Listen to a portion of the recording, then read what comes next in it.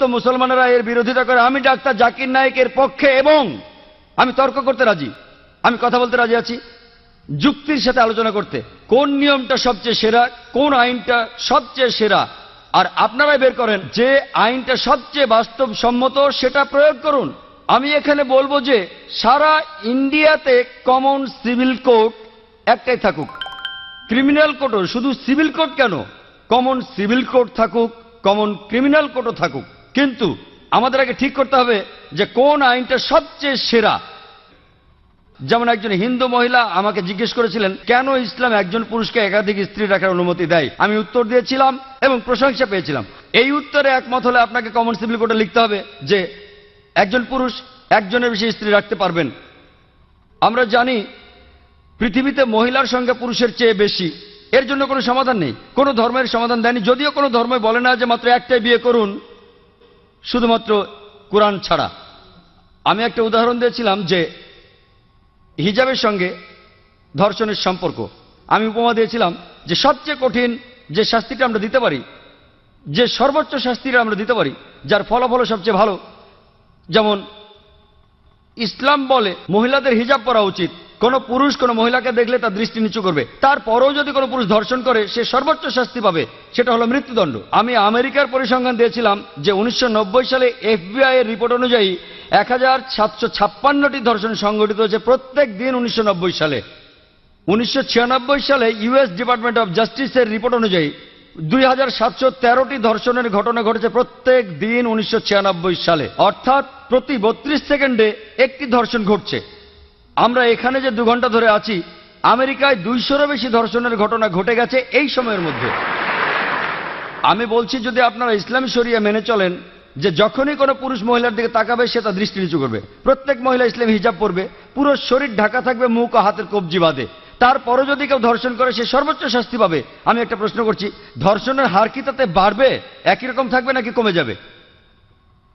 এটা কমে যাবে, এটাই বাস্তব আইন। আর আপনারা দেখবেন একটা অনুষ্ঠান দেখিয়েছিল বিবিসিতে, যেখানে বলা হচ্ছিল নাইজেরিয়া সম্পর্কে। তারা ইসলামী শরিয়া প্রয়োগ করেছিল, ধর্ষণের শাস্তি মৃত্যুদণ্ড, আর তখনই ধর্ষণের ঘটনা সেখানে কমে গিয়েছিল। পৃথিবীতে সবচেয়ে কম ধর্ষণের ঘটনা ঘটে সৌদি আরবে। আমি সৌদি আরবের পক্ষে বলছি না, তবে যেটা ভালো তার প্রশংসা করা উচিত। আমি অভিনন্দন জানাই LK আদভানিকে। আমার মনে পড়ছে কয়েক বছর আগে 1999 সালে অক্টোবর মাসে তিনি একটা বিবৃতি দিয়েছিলেন স্বরাষ্ট্রমন্ত্রী হিসেবে যে মৃত্যুদণ্ডই হবে একজন ধর্ষকের শাস্তি। তাকে অভিনন্দন জানাই। তিনি ইসলামের কাছাকাছি এসে গেছেন। হয়তো এর পরে স্বরাষ্ট্রমন্ত্রী বলবেন যে সব মহিলাদের হিজাব পরা উচিত। হ্যালো, আসসালামু আলাইকুম। আমার নাম ইয়াসির ফাহামি। আমি এসেছি ইরান থেকে। আমি যেটা জানতে চাই, আপনি নিশ্চয়ই সালমান রুশদির স্যাটানিক ভার্সেস পড়েছেন। একজন মুসলমান হিসাবে কেউ বইটা পছন্দ করবে না। আপনি কি মনে করেন যে ইমাম খোমেনি যা করেছিলেন তিনি কি ফতোয়াটা দিয়ে ঠিক করেছিলেন? এটাই আমার মূল প্রশ্ন। ইমাম খোমেনি যা করেছিলেন ফতোয়া জারি সালমান রুশদির বিরুদ্ধে, সেটা কি ঠিক ছিল? আপনি প্রশ্ন করেছেন সালমান রুশদি সম্পর্কে ইমাম খোমেনি যে ফতোয়া জারি করেছিলেন সেটা ঠিক ছিল কিনা। আমার প্রশ্ন হচ্ছে কেন ইমাম খোমেনি ফতোয়া জারি করলেন 1 বছর পরে? যে দেশ সবার আগে সালমান রুশদির স্যাটানিক ভার্সেস নিষিদ্ধ করেছিল সেটা ইন্ডিয়া। আর আমি এই কাজটার জন্য রাজীব গান্ধীকে অভিনন্দন জানাই। কেন ইমাম খোমেনি সালমান রুশদিকে হত্যা করার ফতোয়া দিলেন 1 বছর পরে? কারণ তাকে নিয়ে কোনো খবর হচ্ছিল না। সবই রাজনীতি, রাজনীতির খেলা। আপনি যদি ফতোয়া দিতে চান আপনি সেটা দেবেন। বইটি পৃথিবীর বিভিন্ন দেশে সমালোচিত হয়েছে, অনেক দেশ নিষিদ্ধ করেছে, আর তিনি ফতোয়া দিলেন তাকে হত্যা করতে হবে। ঠিক না বেঠিক সেটা পরের কথা। এটাই হচ্ছে রাজনীতির খেলা, রাজনৈতিক সুবিধা। এইসবই রাজনীতির খেলা। কিন্তু রাজীব গান্ধী যা করেছিলেন হয়তো তিনি এটা জানতেন না। আমি আগেও এই স্যাটানিক ভার্সেস নিয়ে কথা বলেছি, যদিও বইটা ইন্ডিয়াতে নিষিদ্ধ। আমি বইটা পড়েছি। হয়তো জানেন সালমান রুশদি বলে যে সে মুসলমান ছিল, সে কাউকেই বাদ দেয়নি। তার বইতে সে রানী এলিজাবেথকে ছোট করেছে। আর সেই একই ব্রিটিশ সরকার এক আমেরিকান লেখকের বই নিষিদ্ধ করেছে অশ্লীল শব্দ ব্যবহারের জন্য, father, uncle, cousin, king, Margaret থ্যাচারকে উদ্দেশ্য করে। আর এই সালমান রুশদি শব্দটাকে আরো ভয়াবহ করলো ING যোগ করে। তারপরেও বইটা খুব জনপ্রিয়। তাহলে একজন আমেরিকান লেখক, তার বইটা নিষিদ্ধ হলো 4টা অক্ষর থ্যাচারকে বলার জন্য। আর এই লোক সালমান রুশদি সেটাকে ভয়াবহ করলো আইএনজি দিয়ে, সেই একই মার্গারেট থ্যাচারকে উদ্দেশ্য করে, কিন্তু সে পেল পুরস্কার। কেন? কারণ সে ইসলামের নিন্দা করেছে, এতে তারা খুব খুশি। আর আপনি কি জানেন সে বাদ দেয়নি রাম সীতাকেও? এদেরকে শ্রদ্ধা করে বেশিরভাগ ইন্ডিয়ান, তাদেরকেও ছোট করেছে। আমি শব্দটা আর বলতে চাই না, সে তাদেরকেও ছোট করেছে, তাদেরকেও ছাড়েনি। আর অনেক লোকই সেটা সমর্থন করে। তাই রাজীব গান্ধী সম্ভবত জানতেন না, কিন্তু পরে তিনি বইটা পড়ে বুঝতে পেরেছেন যে কাউকে সেখানে বাদ দেওয়া হয়নি। তাহলে কেউ যদি সব সময় নিন্দা করে, পবিত্র কোরআনের সূরা মায়দার 33 নম্বর আয়াতে উল্লেখ আছে যে যদি কোনো ব্যক্তি আল্লাহর বিরুদ্ধে যুদ্ধ করে আর তার নবীর বিরুদ্ধে, অনেকগুলো পদ্ধতি আছে। একটা হচ্ছে তাকে মৃত্যুদণ্ড দিন, ক্রুশবিদ্ধ করুন, বিপরীত দিক থেকে হাত পা কেটে ফেলুন, অথবা দেশ থেকে বহিষ্কার করে দিন। আর এই আইন শুধু কোরআনে নয়, এটা বাইবেলেও আছে। যদি আপনি বুক অব লেভিটিকাস পড়েন, সেখানে আছে যদি কেউ ধর্মের বিরুদ্ধাচরণ করে তাকে পাথর নিক্ষেপ করে হত্যা করো। এমনকি একজন পথিকও তাকে পাথর নিক্ষেপ করতে পারে যে ধর্মের বিরোধিতা করে। তাহলে এই আইন সব ধর্মগ্রন্থে আছে, শুধুমাত্র ইসলামে নয়, বেশিরভাগ ধর্মগ্রন্থেই এ কথা আছে। হতে পারে খ্রিস্টান ধর্ম, হতে পারে ইসলাম ধর্ম, হতে পারে ইহুদি ধর্ম। স্রষ্টার বিরোধিতা যদি নিশ্চিতভাবে ঈশ্বরের বিরোধিতা করা হয়, অন্য কোনো দেশের সীমা নাই। আমরা এখান থেকে ফতোয়া দিতে পারি না যে তাকে হত্যা করা হবে ইত্যাদি। যদি সেই দেশে ইসলামের আইন থাকে, কেউ স্রষ্টার বিরোধিতা করলে তার জন্য নির্দিষ্ট আইন এবং কিছু নিয়ম কানুন আছে। কিন্তু রাজনীতিবিদরা যা করেন, মুসলমান রাজনীতিবিদ হোক অথবা অমুসলমান রাজনীতিবিদ হোক, আমি দুঃখিত, আমি কোনো রাজনীতিবিদকে ছোট করতে চাচ্ছি না, সবাই না হলেও আমি বলবো বেশিরভাগ, আপনি দেখবেন তারা নিজেদের সুবিধার জন্য আপোষ করছে। আর ঠিক এই কারণেই বলা হয়ে থাকে যে ধর্ম আর রাজনীতি দুটো আলাদা জিনিস, কিন্তু তারা ধর্মকে ব্যবহার করে হাতিয়ার হিসেবে খ্যাতি অর্জনের জন্য। মানুষ এই কাজটাই করে। আমাদের বোঝা উচিত যে ফতোয়া দিয়েছিলেন খোমেনি, আমার মতে এটা রাজনৈতিক ফায়দা লোটারি কৌশল। কিন্তু বইটা নিষিদ্ধ করেছিলেন রাজীব গান্ধী, সেটা ঠিক ছিল। তিনি নিষিদ্ধ করেছিলেন প্রথম, আর এখন এই নিষেধাজ্ঞা তুলে নেওয়া হচ্ছে। আমি জানি না এই নিষেধাজ্ঞা আছে না তুলে নিয়েছে। এই নিষেধাজ্ঞা তুলে নেওয়ার জন্য দাবি এসেছিল। তবে কেউ যদি স্রষ্টার বিরোধিতা করে, ইসলাম বলে, খ্রিস্টান ধর্ম বলে, খ্রিস্টান ধর্মে তাকে পাথর মেরে হত্যা করতে হবে। ইসলাম ধর্মে 4টা পথ আছে, হত্যা থেকে বহিষ্কার পর্যন্ত। খ্রিস্টান ধর্মে একটাই পথ, শুধুমাত্র পাথর মেরে হত্যা করা। ইসলামে 4টা পথ আছে, বেছে নিতে পারেন। খ্রিস্টান ধর্মে শুধুই পাথর মেরে হত্যা করা। আশা করি আপনি উত্তরটা পেয়েছেন। গুড ইভিনিং স্যার, আমি টি অনুরাগনী, একজন আইনের ছাত্রী। আমার ধারণা সন্ত্রাসবাদ বন্ধ করা যায়, নিদিম পক্ষে কমানো যায় যদি মানুষকে সহিষ্ণুতা শেখানো যায়। ইসলাম কি সহিষ্ণুতা সম্পর্কে কোনো উপদেশ দেয়? আর যদি দিয়ে থাকে, যাদের উপর ইসলাম ধর্মে এই দায়িত্বগুলো রয়েছে, মানে আমার মনে হয় ইসলাম ধর্মে, আমি আসলে শব্দগুলির সাথে পরিচিত না। হিন্দু ধর্মে যেমন গুরু আছেন, তেমনি ইসলাম ধর্মে যারা উপদেশ দেন অন্য মুসলমানদের, তো সেসব ক্ষেত্রে তারা কি সহনশীলতা সম্পর্কে কোনো শিক্ষা দেন? বোন, আপনি সুন্দর একটা প্রশ্ন করেছেন। ঠিকই বলেছেন যে সন্ত্রাস কমানো যায় সহনশীলতা চর্চার মাধ্যমে। ইসলাম সহনশীলতা শেখায় কিনা, ইসলামের ধর্মীয় নেতারা তারা সহনশীলতা শিক্ষা দেন কিনা?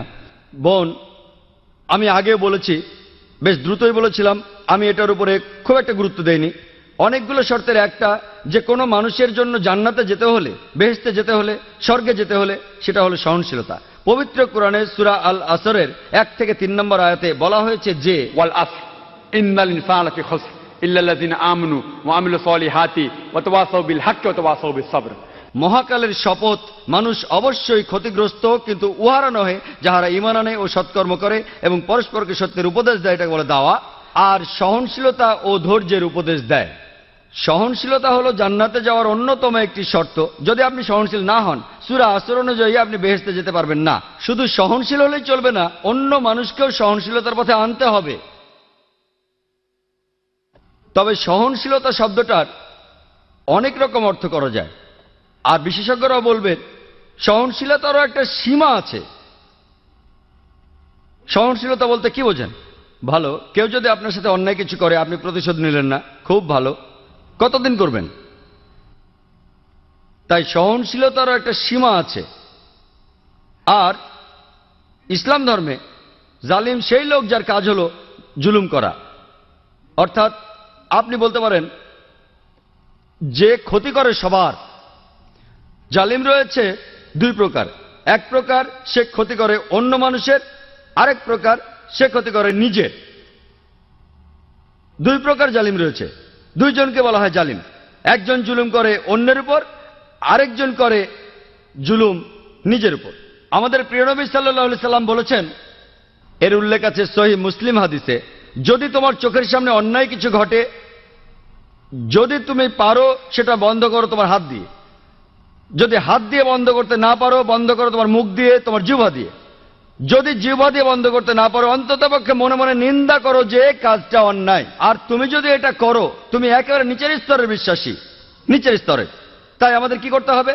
সহনশীল হতে হবে, অন্যকে হতে বলতে হবে। যেমন আল্লাহ বলেছেন পবিত্র কোরআনে সূরা বাকারার 153 নম্বর আয়াতে, ইন্নাল্লাহা মা'আস সাবিরিন, নিশ্চয়ই আল্লাহ সবরকারীদের সাথে আছেন। যখন তুমি সবর করো, খেয়াল রাখবে যেন সীমা অতিক্রম না করে। এরও একটা সীমা আছে, সহনশীলতার একটা সীমা আছে। কোনো কিছু সীমা ছাড়ানোর আগে যদি আপনি দেখেন একজন মহিলাকে ধর্ষণ করা হচ্ছে, আপনি ওই মহিলাকে বলতে পারেন না সহ্য করেন, সমস্যা নেই। যদি আল্লাহ আমাকে শক্তি দিয়ে থাকেন, আমি যদি দেখি একজন মহিলা ধর্ষিত হচ্ছেন, আমি সেটা বন্ধ করার চেষ্টা করবো হাত দিয়ে। যদি না পারি তাহলে বলবো, আরে ভাই সাহেব ধর্ষণ করবেন না। মুম্বাইয়ের একটা খবর, একটা বাচ্চা মেয়ে, 13 বছরের একটা বাচ্চা মেয়ে, তাকে ধর্ষণ করেছে এক লোক। সেখানে 5 জন যাত্রী ছিল, তাদের মধ্যে একজন আপত্তি তুলল, সবাই বাধা দিয়েছিল। আরে 5 জন লোক একটা মাতালকে আটকে দিতে পারতো, 5 মাতাল, কিন্তু তারা কিছুই করেনি। মানবতার হয়েছেটা কি? মানুষ আজ কোথায় গিয়ে দাঁড়িয়েছে?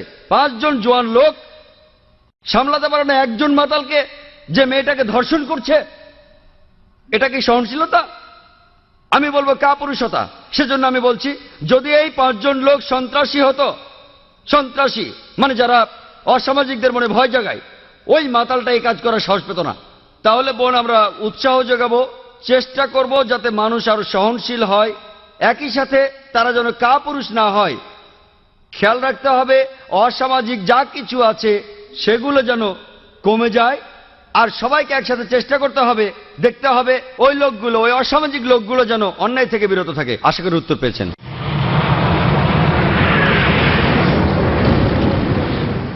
হ্যালো, আমার নাম দীপক, আমি একজন চার্টার অ্যাকাউন্টেন্ট। আমি আপনাকে একটা প্রশ্ন করতে চাই, সেটা হলো, স্যার, তালিবান সরকার একটা ফতোয়া জারি করেছিল বামিয়ানে বৌদ্ধ মূর্তি ধ্বংস করার জন্য। বলা হয়েছিল সেটা ইসলামের বিরুদ্ধে। আমি জানতে চাই এটা আসলে ইসলামের বিরুদ্ধে কি না। এটা কি আসলেই সেই পথ যেটা শয়তানের দেখানো পথ, যে ব্যাপারে মুসলমানদের সতর্ক থাকতে হবে? ভাই, আপনি যে প্রশ্নটা করেছেন একই প্রশ্ন আমাকে করা হয়েছিল আমি যখন সুরাটে বক্তৃতা দিচ্ছিলাম। ঘটনা ঘটার মাত্র কয়েকদিন পরের কথা, তখন এটা বেশ গরম খবর ছিল। তালেবানরা ধ্বংস করছিল সেই সময় বামিয়ানের বুদ্ধ মূর্তিগুলো। ভাই আমাকে প্রশ্ন করেছেন যে এটা কি ইসলামের বিরুদ্ধে ইত্যাদি। একই প্রশ্ন আমাকে একজন অমুসলিম জিজ্ঞাসা করেছিল সুরাটে, যে কাজটা ঠিক না ভুল। আর তখন কিছু পরস্পরবিরোধী খবর শোনা গিয়েছিল, আসলে তারা মূর্তিগুলো ধ্বংস করেছে কিনা। আর তাই তখন আমি বলেছিলাম যে আমি জানি না ওগুলো ধ্বংস করা হয়েছে কিনা, কিন্তু আজকে আমরা জানি যে এটা সত্য ঘটনা, ধ্বংস করা হয়েছে। কাজটা ঠিক না ভুল, আমি যা বলতে পারি যে আমি বিভিন্ন ধর্মের একজন ছাত্র হিসেবে বলছি, ঠিক না ভুল সেটা পরে বলছি। আমি যেটা বলতে পারি যে অবশ্যই তালিবানরা যদি তারা বুদ্ধ মূর্তিগুলো ধ্বংস করে থাকে, তারা যেটা করেছে তারা আসলে বৌদ্ধদের উপকারী করেছে। আমি বিভিন্ন ধর্মের একজন ছাত্র, আমি বৌদ্ধ ধর্মগ্রন্থ পড়েছি, আমি পড়েছি ধাম্মাপাঠ, আমি ধর্মগ্রন্থগুলো পড়েছি। এই ধর্মগ্রন্থগুলোর মধ্যে কোথাও লেখা নেই যেখানে বুদ্ধ বলেছেন যে আমার মূর্তি পূজা করো। বুদ্ধ কখনোই বলেননি যে বৌদ্ধরা মূর্তি পূজা করবে। মূর্তি পূজা পরে চালু হয়েছে। আমি যেটা বলতে পারি বিভিন্ন ধর্মের একজন ছাত্র হিসেবে, ঠিক না ভুল সে ব্যাপারে পরে আসছি। তারা যেটা করেছিল আসলেই তারা বৌদ্ধদের উপকার করেছিল। আর বৌদ্ধ ধর্মগ্রন্থের মধ্যে কোথাও লেখা নেই তার মূর্তি বানাতে হবে। এবার প্রশ্নটাতে আসি। এই প্রশ্নটা আমাকে এক সাংবাদিক করেছিল ব্যাঙ্গালোরে, যে শুধু এই কারণে ইসলাম মনে করে মূর্তি পূজা করা একেবারে নিষিদ্ধ। অন্য ধর্মে আছে, খ্রিস্টান ধর্ম বলে। যদি আপনি পড়েন ওল্ড টেস্টামেন্ট, এটা বলা হচ্ছে বুক অব ডিউটেরোনমিতে 5 নম্বর অধ্যায়ে 7 থেকে 9 অনুচ্ছেদে। এছাড়াও বুক অব এক্সোডাসে 20 নম্বর অধ্যায়ে 3 থেকে 5 নম্বর অনুচ্ছেদে বলা হয়েছে, আমাকে ছাড়া অন্য কারো উপাসনা করো না, আমার উপাসনা করতে কোনো প্রতিমা তৈরি করো না, আমার কোনো রূপক তৈরি করো না উপরের স্বর্গ, নিচের পৃথিবী অথবা পৃথিবীর নিচের সমুদ্র থেকে। তাদের সামনে নতজানু হয়েও না, তাদের সেবা করো না, কারণ আমি ঈশ্বর সৃষ্টিকর্তা খুব ঈর্ষাপরায়ণ। তাই খ্রিস্টান ধর্ম অনুসারে ইহুদি ধর্ম মতে মূর্তি তৈরি করে তাকে ঈশ্বর বলা একেবারে নিষিদ্ধ, একইভাবে নিষিদ্ধ ইসলামেও। তো আমি যখন উত্তর বললাম তারা বৌদ্ধদের উপকার করলো, তখন প্রশ্ন করেছিল যে মূর্তি ভেঙে এই তালেবানরা তারা কি দুঃখ কষ্ট দেয়নি লক্ষ লক্ষ বৌদ্ধদের? আমি বলেছিলাম হ্যাঁ। তাহলে ইসলামকে অনুমতি দেয় লক্ষ লক্ষ বৌদ্ধদের দুঃখ কষ্ট দেওয়ার? আমি সেই সাংবাদিককে প্রশ্ন করেছিলাম কি করা যাবে যদি ইন্ডিয়ান সরকার ধরে ফেলে বেশ কিছু ড্রাগস, কোকেন, ব্রাউন সুগার, যার দাম 10 কোটি টাকা, প্রায় $1.5 মিলিয়ন দামের ড্রাগস ধরল, তারা কি করবে ইন্ডিয়ান সরকার? সেই সাংবাদিক বললেন যে ইন্ডিয়ান সরকার সেটা পুড়িয়ে ফেলবে। আমি বললাম ভালো। তারপর বললাম আপনি কি জানেন এই পৃথিবীতে লক্ষ লক্ষ মানুষের কাছে ড্রাগস ঈশ্বর? তাহলে আপনি কি ইন্ডিয়ান সরকারের সাথে একমত হবেন না তাদের বিপক্ষে যাবেন যে তারা ধ্বংস করেছে লক্ষ লক্ষ মাদক সেবীদের ঈশ্বরকে? কারণ ইন্ডিয়ান সরকার মনে করে যে ড্রাগস ক্ষতি করে শরীরের জন্য, তারা যা করছে ঠিক করছে, যদিও সেটা কষ্ট দিচ্ছে লক্ষ লক্ষ ড্রাগ অ্যাডিক্টেডদের, কিন্তু এটা ঠিক না জেনেই তারা পুড়িয়ে ফেলছে। আপনি সেখানে গিয়ে ইন্ডিয়ান সরকারকে বলতে পারেন না যে কেন ড্রাগস পড়াচ্ছেন, অ্যাডিক্টেডদের খারাপ লাগবে। তাই একইভাবে আফগানিস্তান, সেখানকার সরকার, এটা তাদের সম্পত্তি, ওই মূর্তিগুলো তাদের সম্পত্তি। যদি তারা এই কাজ করতো অন্য কোনো দেশে তাহলে আপত্তি জানাতে পারতেন। তারা তাদের দেশে এটা করেছে, এটা তাদের সম্পত্তি, তাদের পছন্দ হলে তারা রাখবে, ইচ্ছে হলে ধ্বংস করে ফেলবে। আমরা আপত্তি জানানোর কে? আমরা কে? আর এছাড়াও যদি আপনি দেখেন যে লোকজন নিজেদের মধ্যে বলাবলি করছে যে ইন্ডিয়ান সরকার খুবই সহনশীল। আপনি কি জানেন যে বোম্বেতে যখন আপনি ডোমেস্টিক এয়ারপোর্টে আসবেন, সান্টাক্রুজ এয়ারপোর্টে, যেখানে একটা বড় মূর্তি ছিল মহাবীরের, হোটেল জালের ঠিক সামনেই মূর্তিটা ছিল নগ্ন। তারপর লোকজন আপত্তি জানালো, তখন মূর্তিটার সামনে একটা দেয়াল তুলে দেয়া হলো। তারপর কয়েক মাস পরে তারা সরিয়ে ফেলল মূর্তিটা। এই একই লোকগুলি যারা আপত্তি জানালো মূর্তির ব্যাপারে, সেই লোকগুলো নিন্দা জানাচ্ছে আফগানিস্তানকে। কেন? একই লোকগুলো আপত্তি জানালো রাস্তার উপর একটা মূর্তির ব্যাপারে। দেখলেন? আপনি কি জানেন ইন্ডিয়াতে জৈন ধর্মের অনুসারীর সংখ্যা আফগানিস্তানের বৌদ্ধদের চেয়ে বেশি? তাই যখন বোম্বের সরকার সেই মূর্তিটাকে সরিয়ে ফেললো, যাকে মনে করা হয় ঈশ্বর, যাকে মনে করেন তীর্থঙ্কর জৈনরা, আর জৈন ধর্মের অনুসারীর সংখ্যা ইন্ডিয়াতে যারা আছে আফগানিস্তানের বৌদ্ধদের চেয়ে বেশি, সেই সময় কি আপত্তি তোলেনি? আর যখন আফগানিস্তান সরকার এটা করছে তখন আপনি আপত্তি জানাচ্ছেন কেন? এই দুই মুখ নীতি। কারণটা হচ্ছে ওয়ার্ল্ড ব্যাংক। জৈনরা কি দুঃখ পায়নি যখন জৈনরা একটা মূর্তি রাখলো মহাবীরের, যাকে তারা মনে করে তীর্থঙ্কর? আপনি কেন আপত্তি জানাবেন? ঠিক তখনই সবাই বলে উঠলো যে সরাতে হবে মূর্তিটা, সরাতে হবে মূর্তিটা। আর সেই লোকগুলো আপত্তি আর নিন্দা জানাচ্ছে কেন তোমরা ধ্বংস করলে বামিয়ানদের বুদ্ধ মূর্তিগুলো? দুমুখনীতি। আর তাই আমাদের মানুষ হিসাবে নেওয়া উচিত একমুখনীতি। এক একবার এক এক রূপ ধারণ করা, এই নিয়ম ভালো না। আমি যেটা মনে করি এটা তাদের সম্পত্তি। ধরেন একজন অমুসলিম একটা বাড়ি কিনলো, সেই ঘরের মধ্যে খোদাই করা আছে কাবা শরীফ, ধরেন কাবা শরীফ। যদি সেই অমুসলিম কাবা শরীফ পছন্দ না করে আর সেটা ঢেকে ফেলে, কে আপত্তি জানাবে? যদি কেউ। আর বিশ্বাস করেন যদি কোনো মুসলমান যদি সে তৈরি করে কোন মূর্তি মোহাম্মদ সাল্লাল্লাহু আলাইহি সাল্লামের, আপনি যদি সেই মূর্তি ধ্বংস করেন, সারা বিশ্বের মুসলমান যদি আপনার বিপক্ষে থাকে, আমি ডাক্তার জাকির নায়েক আপনার পক্ষে থাকবো। কারণ মোহাম্মদ সাল্লাল্লাহু আলাইহি সাল্লামের মূর্তি তৈরি করা সম্পূর্ণ নিষেধ।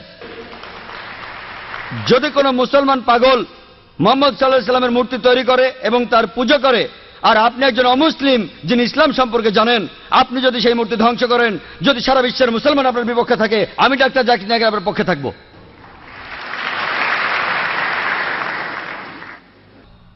মিস্টার জাকির নায়েক, ইসলাম ধর্ম কি বলে অন্য ধর্ম বা ধর্মীয় দেবতাদের অপমান বা ছোট করার ব্যাপারে?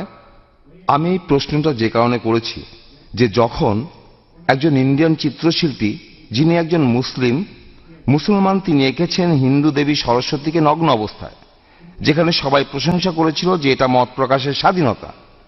আর প্রত্যেক ইন্ডিয়ান এবং সমর্থকই যখন সালমান রুশদি একটা বই লিখেছিল ইসলাম সম্পর্কে, যখন বইটা রাজীব গান্ধী নিষিদ্ধ করলেন, প্রায় প্রত্যেক ইন্ডিয়ানই সেটা সমর্থন করেছিল। কিন্তু যখন হুসেন আঁকলেন একজন হিন্দু দেবীকে নগ্নভাবে, ইন্ডিয়ার রাজনৈতিক দলগুলো, বিশেষ করে কমিউনিস্ট দলগুলো, তারা বলেছিল যে এটা মত প্রকাশের স্বাধীনতা, তিনি যা খুশি আঁকতে পারেন। এখন ইসলাম এই সম্পর্কে কি বলে? অন্য ধর্মের দেবতাদের অপমান করা সম্পর্কে ভাই, আপনি যে মুসলমান শিল্পীর কথা বলেছেন তিনি FM হোসেন, নাম বলেননি, হয়তো জানেন না বা জেনেও বলতে চাননি। FM হোসেন বোম্বেতে থাকেন, আমিও শহর থেকে এসেছি। তিনি কিছু ছবি এঁকেছেন সরস্বতী দেবীর নগ্নভাবে, আর অনেক সাংবাদিকই তাকে সমর্থন করেছেন যে এটা মত প্রকাশের স্বাধীনতা। আপনি আমার মতামত জানতে চান। প্রথম কথা, কোনো মহিলা দেবী হোক বা না হোক, তার নগ্ন ছবি আঁকা ইসলামের সম্পূর্ণ হারাম, হোক সে মুসলিম বা অমুসলিম। এটা একেবারে অনৈতিক, অমানবিক। কেন আপনি আপনার মেয়েকে বিক্রি করবেন? কেন আপনি পিছিয়ে যাবেন? দেখেন পশ্চিমা কালচারে কি হচ্ছে। তারা বিক্রি করছে আমাদের বোনদের, বিক্রি করছে মায়েদের। একটা বিখ্যাত অ্যাডের নাম শুনেছিলাম, বিএমডাব্লিউ গাড়ির। বিএমডাব্লিউ গাড়ির নাম শুনেছেন? এটা অনেকটা মার্সিডিজের মতো, ধনী লোকদের জন্য মার্সিডিজ খুব দামি একটা গাড়ি। সেই বিজ্ঞাপনে আমি দুঃখের সাথে বলছি, আমি শুনেছিলাম যে এক মহিলা বিকিনি পরে দাঁড়িয়ে আছে, গাড়ির সামনে উপরে লেখা আছে তাকে পরীক্ষামূলকভাবে চালানো শুরু করো এখনই। কাকে? গাড়ি না মেয়েটাকে? গাড়ির সামনে ওই মেয়েটার কি প্রয়োজন ছিল? তাহলে এই সবকিছুই মত প্রকাশের স্বাধীনতার নামে মেয়েদের অপমান করা। FM হোসেন যা করেছেন সেটা সম্পূর্ণ ভুল। মূল প্রশ্নতে আসি, আপনি কি সমালোচনা করতে পারেন অন্যান্য ধর্মের দেবতাদের? পবিত্র কোরআনে সূরা আনামের 108 নম্বর আয়াতে উল্লেখ আছে যে তাদের নিন্দা করো না, তাদের ছোট করো না যারা অন্য কারো উপাসনা করে আল্লাহকে বাদ দিয়ে, বরং তারাই না জেনে নিন্দা করে আল্লাহ সুবহানাহু ওয়া তাআলার।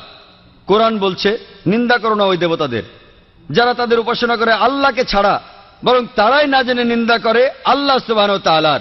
তাই ইসলাম ধর্মে এটা নিষিদ্ধ। আরো নিন্দা করা কোন ধর্মের দেবতাকে যদিও আপনি তাকে মানেন না, এটা নিষিদ্ধ। একই কথা কোরআনে সূরা আনামের 108 নম্বর আয়াতে বলা হয়েছে। আর FM হোসেন যা করেছেন, একটা নগ্ন ছবি এঁকেছেন, এটা ইসলামে সম্পূর্ণ নিষিদ্ধ। আশা করি উত্তরটা পেয়েছেন।